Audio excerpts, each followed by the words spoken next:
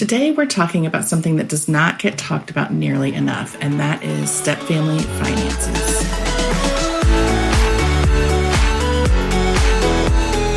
I'm Cameron. I spent years building my career and creating a life I loved. And when my Prince Charming finally showed up, he had 4 kids in tow. Fast forward through lots of mistakes made and lessons learned, stepfamily life was much more complicated than I realized. If you're looking for help with blended family life, you're in the right place. Welcome to the Stepmom Diaries, where we keep it real as we dish about all the things. This is your weekly dose of blended family inspiration and encouragement. You're not the wicked stepmother, so let me help you find your fairy tale ending. Come on, let's do this.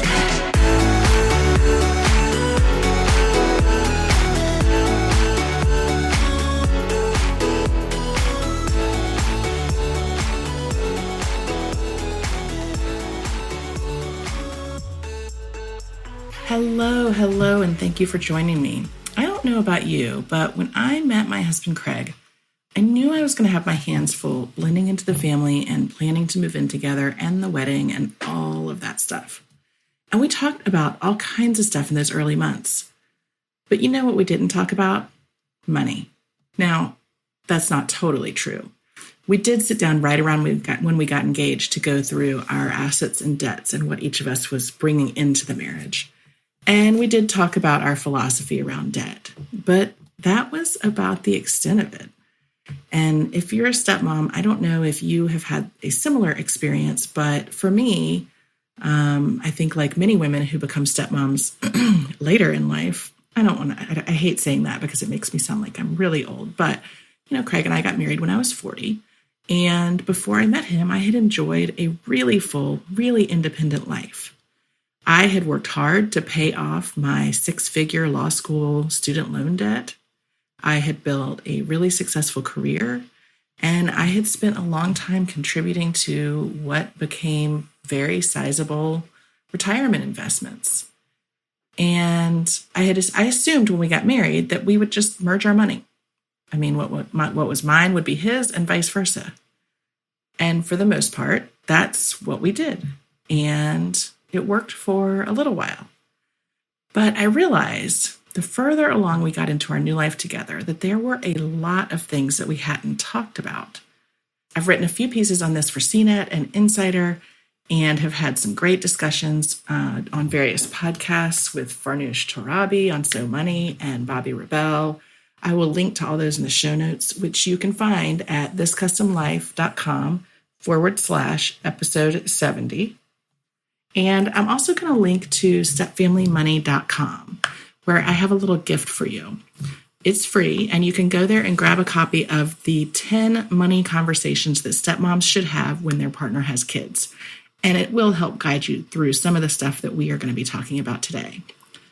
So let's go back to when I got married. I realized pretty quickly that we had not talked at all about how we were going to handle things like who pays for kids' birthday gifts and Christmas gifts, or when they go to a birthday party and have to bring a gift, or vacations for the kids, with the kids, or, college. That's a huge one, right?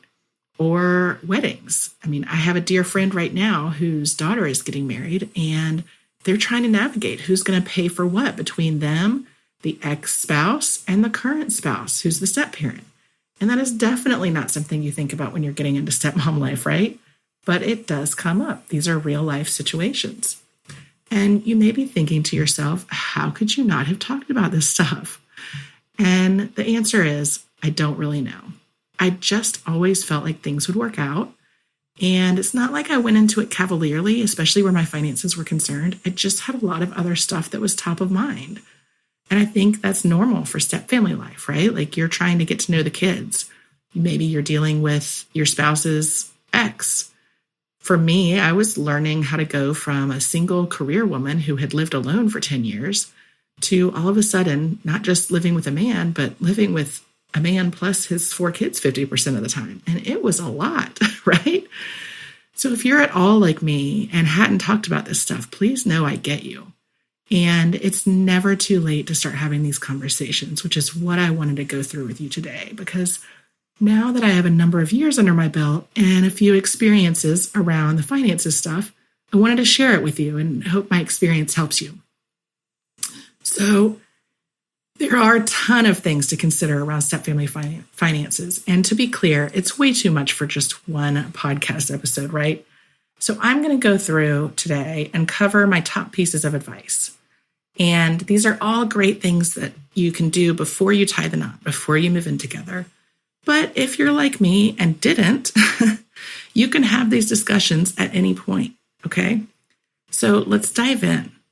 The first thing I want to talk about is to lay out each of your expectations as much as you can. That's number one.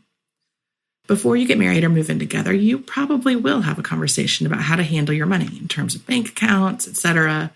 And I'll talk a little bit more about that in my next tip. But as part of that discussion, I want you to also talk about what you're expected to contribute towards the kids. And I want to be clear here because the bottom line is that you are not required to contribute anything to your stepkids. The key word there is required, right? I am not suggesting that you shouldn't want to contribute anything to your stepkids or that you shouldn't contribute anything to your stepkids. I am just saying that as a stepmom in your role, you are not required to. Now, assuming that you do want to cover some things, have a conversation with your spouse and talk about those expectations. What does that look like? What does your partner expect that you will want to contribute to? And what do you actually want to contribute to? And there are a few things you're going to want to talk about, right? Holidays. Who's buying Christmas presents or Hanukkah gifts? Who's buying birthday presents, birthday parties? What about allowance? Sports equipment, uniforms, school supplies, and the big elephant in the room that I mentioned earlier, college. Who's writing that giant tuition check? What about books and living expenses? And to be clear, I'm not giving you a formula here for how to handle all of it because there's no one right answer on any of this. You have to decide what you're comfortable with. And then you and your spouse need to have a conversation about what each of you are comfortable with.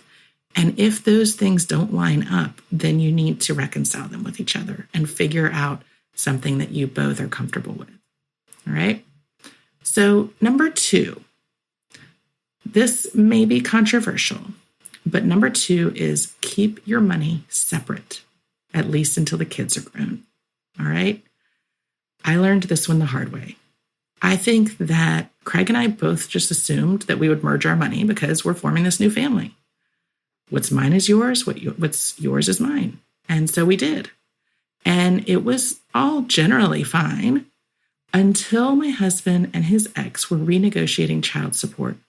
And her lawyer filed what's called a discovery motion, which meant that we had to produce a ton of financial documents that were frankly invasive.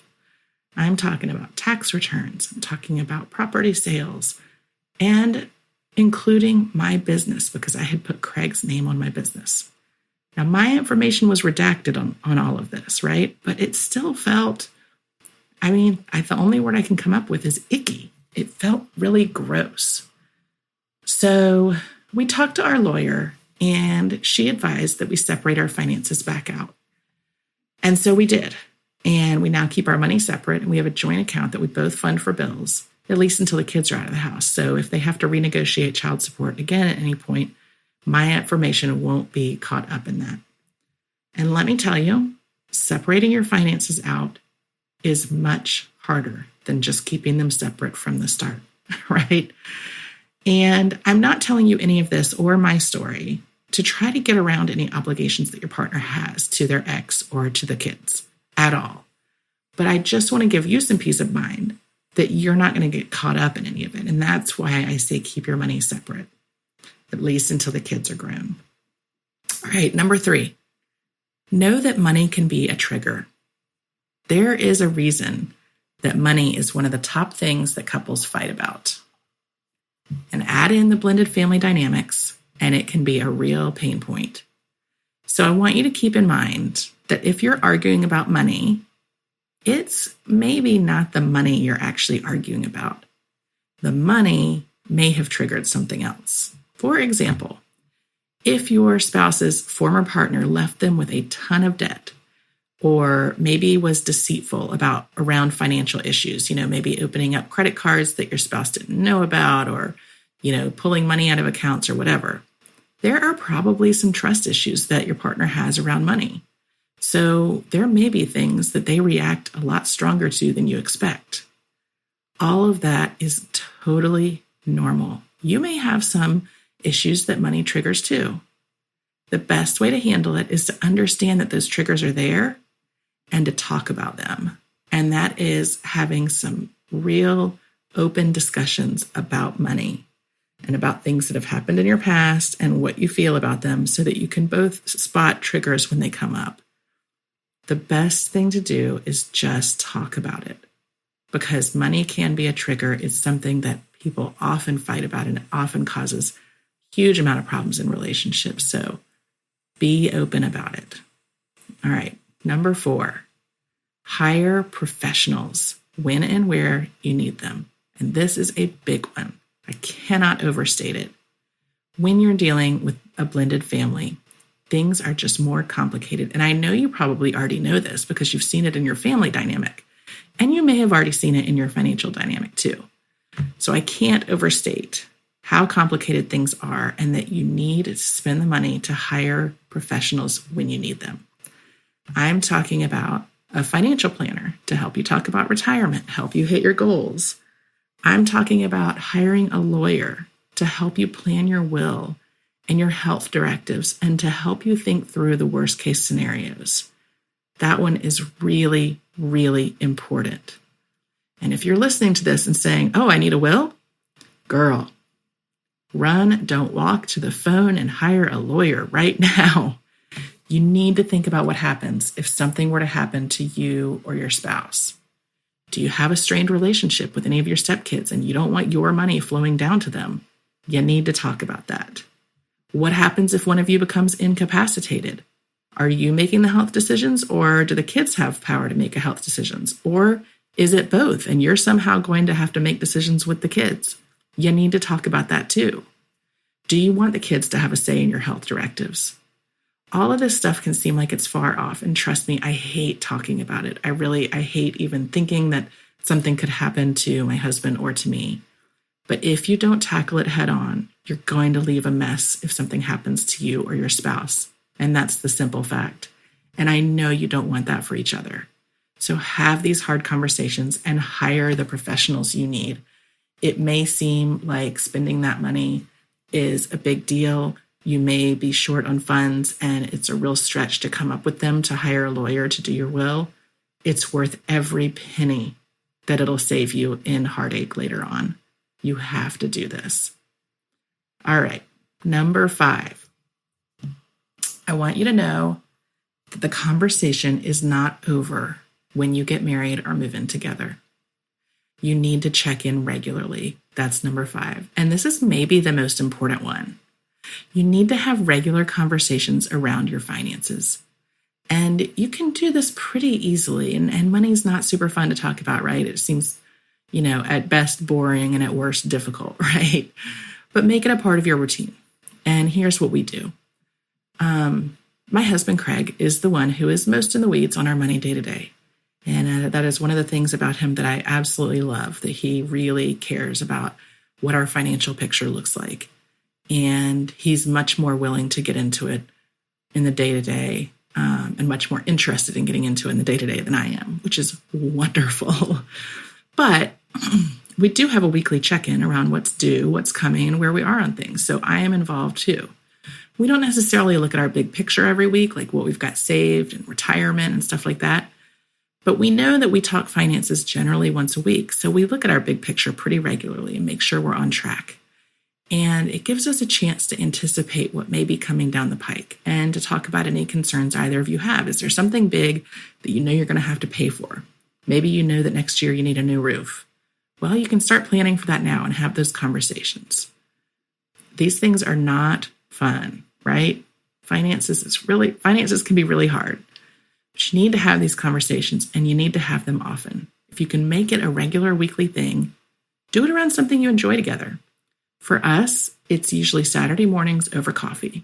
Craig will get up on Saturday mornings, open up the computer, and go through our finances. And then we'll talk about it when we have things due and kind of do a state of the state. And then we're done.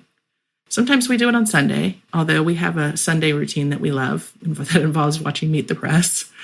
But whatever you decide to do it, it's just a good practice.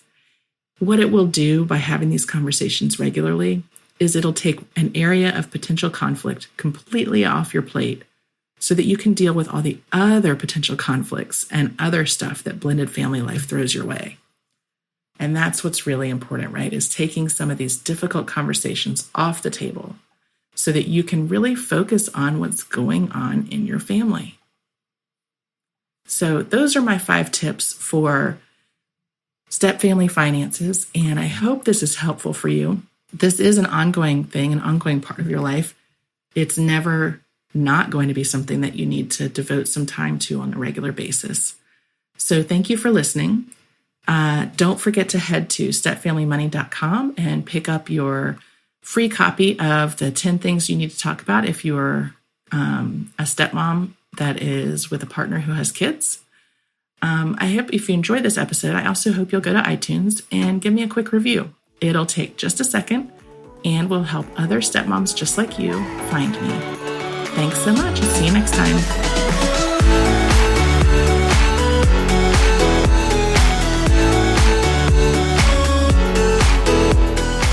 That's it for this week. If you've enjoyed our chat, I hope you'll help spread the word.